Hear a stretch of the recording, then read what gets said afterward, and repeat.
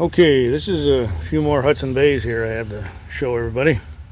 This is my standard sheath, and this one is an antique cherry wood on the handle.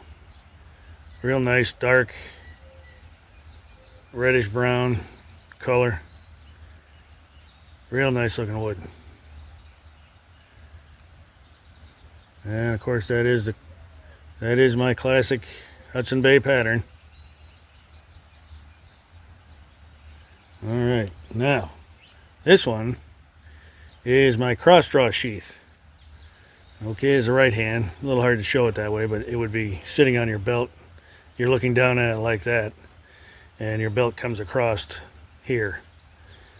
And this is also made so you can pop it onto your belt without having to take your belt off. And pop it right on, and then slip it right on your belt. Anyway, this one is my antique barnwood handle on this one.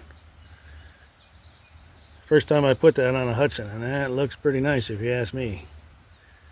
Yeah. Okay, sorry, these both of these are spoken for, but I've got more of them